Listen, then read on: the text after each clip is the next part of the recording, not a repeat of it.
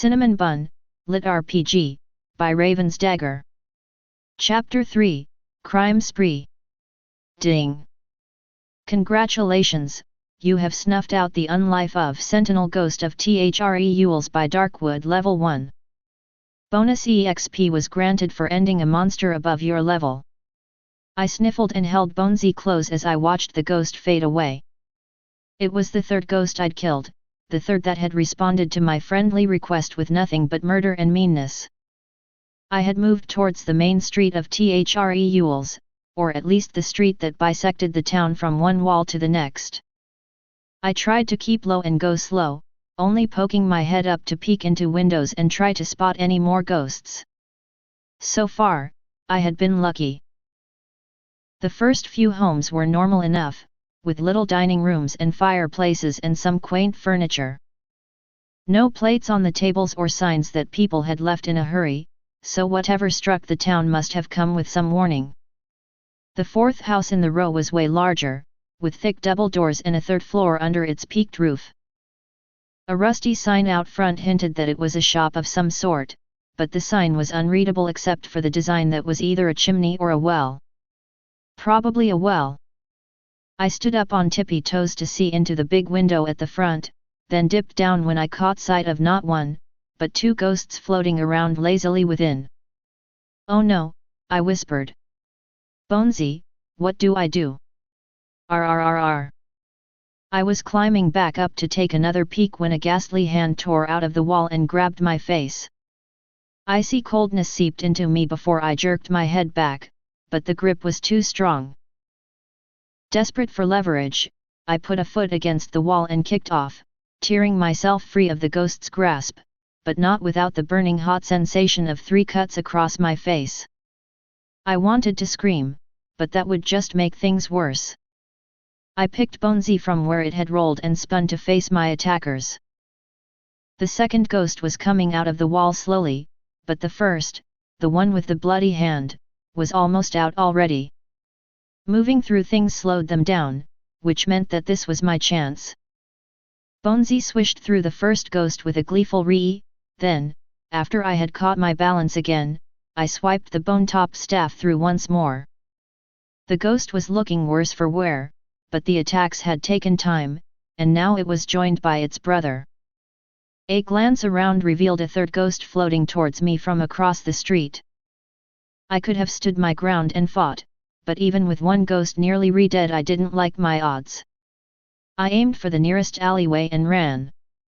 If my sense of direction wasn't completely off, it led to a spot near the hole in the wall where I had found Bonesy. I stumbled into the backyard of the large building and, after a glance to make sure it was ghostless, spun around. The 3 ghosts were lined up now, all of them floating towards me with murder in their eyes. I licked my lips and tasted the blood from my cheek. My cheek that the ghost's hand had failed to pass through. I was magic. Or magical enough that they couldn't phase through me. Or they could unphase their hands for the purposes of chopping innocent teenagers up into bite-sized pieces. I wasn't going to test anything. The first ghost arrived and was greeted with a smack from Bonesy. The ghost, already injured earlier, broke apart in a fine mist.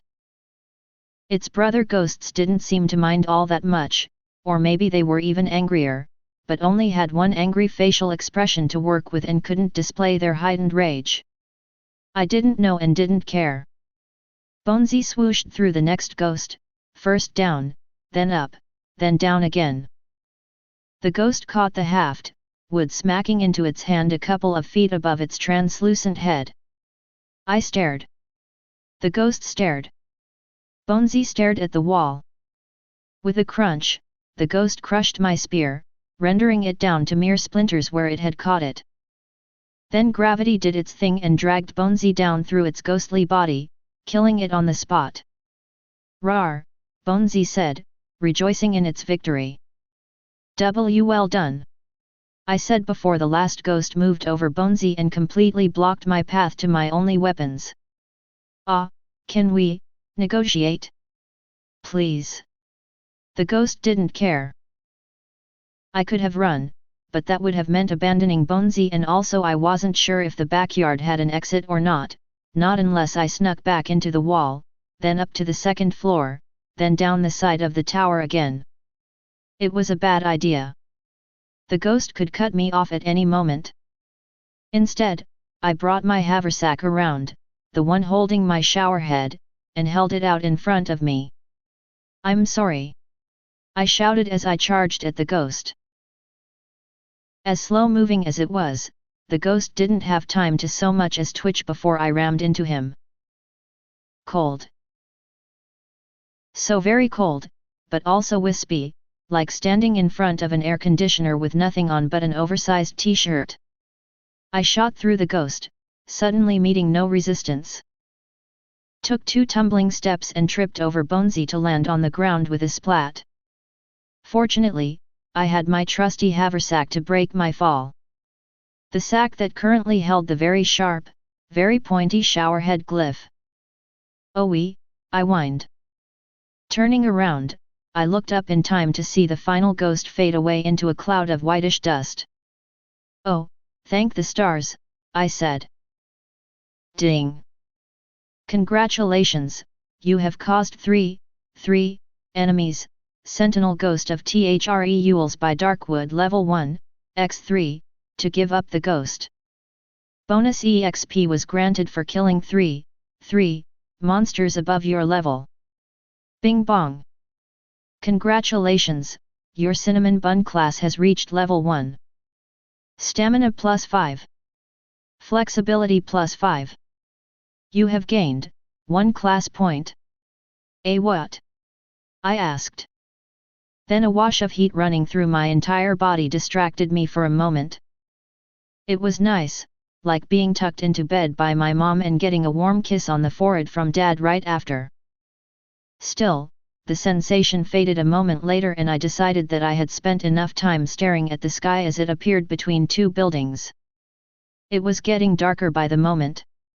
I would need to find shelter soon. But first. Class points, 1.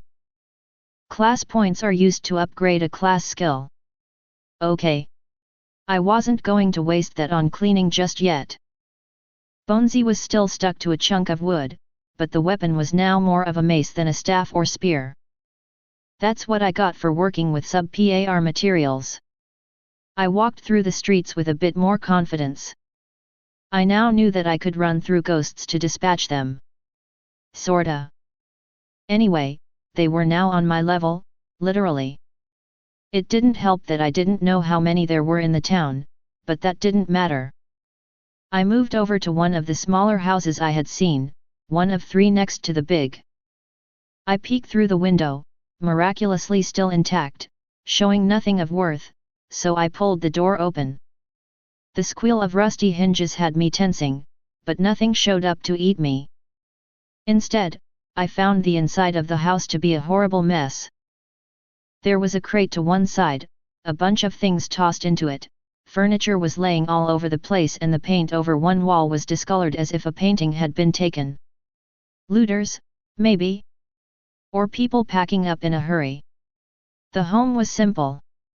4 rooms. A small kitchen, a dining area, and a bedroom along one side. There was even a small bathroom tucked away in a corner.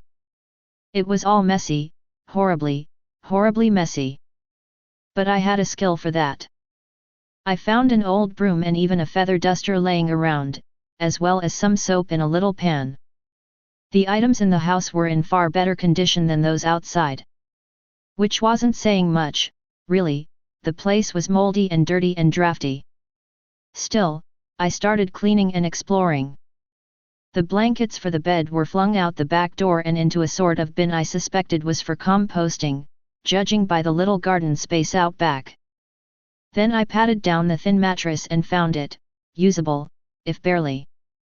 Then came the dusting and the broom and the tossing out of trash, all done with a speed and ease that surprised me a little.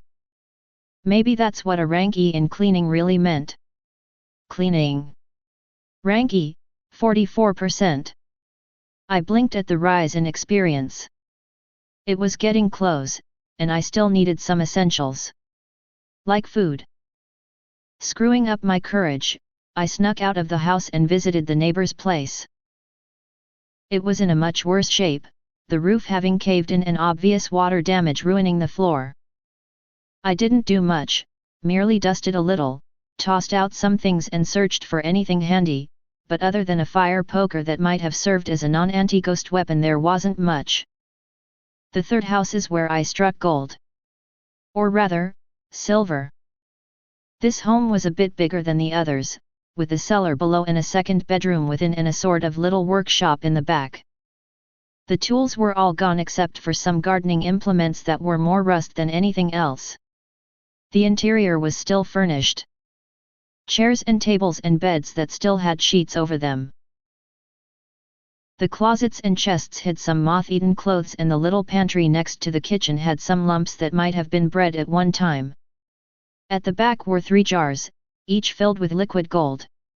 Honey! I squealed as I brought the glass jars closer. The orangish stuff within looked hard and it was heavy in my hands, but recognizable still. Some prying and sweating later and the jar opened with a pop. A sniff, then a lick proved it to be just that. I resealed the jar and went back to searching, almost absent-mindedly cleaning as I did so. Everything that looked edible went onto a freshly wiped table. This place was nice. With few windows from which a monster or ghost could see me and enough stuff that I could pass the night. Choice made, I got to cleaning, and it's thanks to that I found a loose floorboard. By the time I pried it open with a fire poker it was going dark outside, but not so much that I couldn't marvel at the 6 pieces of silver I had found. I was rich. Maybe.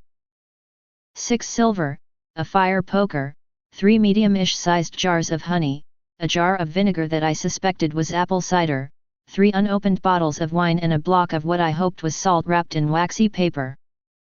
Not exactly a feast, but I retrieved a cleanish spoon and took a few scrapes of honey. It was nice and sweet, but didn't go so well with the sip of vinegar I tried. I wasn't going to starve, which was nice. I just had to make sure to survive the night. I moved blankets over the windows where curtains once hung and made a nice bed for myself with the nicer bundles of clothes I could find in the middle of the living room. Bonesy kept me company, a thin cloth over his face serving to keep it quiet. "Good night, Bonesy," I said. "RRR," the skull replied. I laid down and thought of my adventures so far. Of discovering a tiny corner of a huge land and of fighting mean ghosts. The smile wouldn't keep off my face even as I fell asleep while faint glows appeared and faded beyond the windows of my tiny abode.